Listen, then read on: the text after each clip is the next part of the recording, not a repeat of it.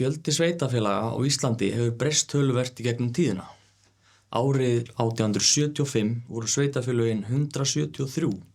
Næstu áratugi þar á eftir var algengt að sveitarfélögum væri skipt upp, til dæmis í þéttbýlis- og sveitarhreppa, og í kringum 1950 voru sveitarfélögin orðin 229.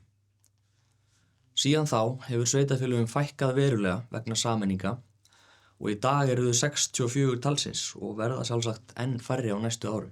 Hér höfum við kortamælaborð með sveitarfélagaskipan frá 1875 til dagsins í dag. Mælaborðið er unnið upp úr kortagrunni frá landmælingum og upplýsingum breytingar á sveitarfélagaskipan frá Hagstofu Íslands og Sambandi íslenskra sveitarfélaga. Og hér er mælaborðið yfir sveitarfélagaskipan á Íslandi og þetta nær alveg aftur til ársins 1875.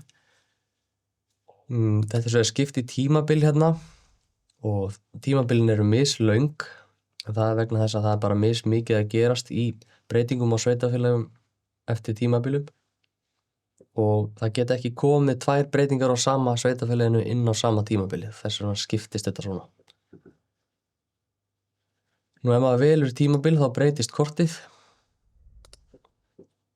Það er það annarkvort færri eða fleiri reitir á kortinu. Og litirnir á kortinu tákna það að ef svæðið er litað á kortinu þá hefur það tekið breytingum á tímabilinu sem er undir. Hérna á þessu tímabili 2011 til 2023 þá til dæmis breytist þetta hérna sveitarfélag, Húnabyggð, en það verður til í maí 2022 þegar Blönduósbær og Húnavatnshreppur sameinast. Og svo hérna vinstra megin þar höfum við yfirlit yfir landshlutana og fjölda sveitarfélaga í hverjum landsluta. Það er hægt að ýta á landslutan líka og sjá þá bara þann landsluta sem ýtt er á. Nú hér til hægri er síðan listi yfir sveitarfélögin sem eru virk á síðasta ári tímabilsins eftir landslutum og svo eru hérna sveitarfélagsnúmerin fyrir hvert sveitarfélag. Og hér er annar flipi sem heitir stök ár og þá er bara 1 ár undir í hvert sinn. Hérna er árið 2023 sýnt. Þá eru sveitarfélögin á Íslandi 64, 7 á höfuðborgarsvæðinu, 4 á Suðurnesjum og 9 á Vesturlandi og svo framvegis. Hérna er hægt að velja árin og við sjáum að þetta eru öll ár hérna aftur til 1875. Það er líka hægt að skrifa inn ár. Prófum að skrifa hérna 1950 og velja það. En þá voru sveitarfélögin 229.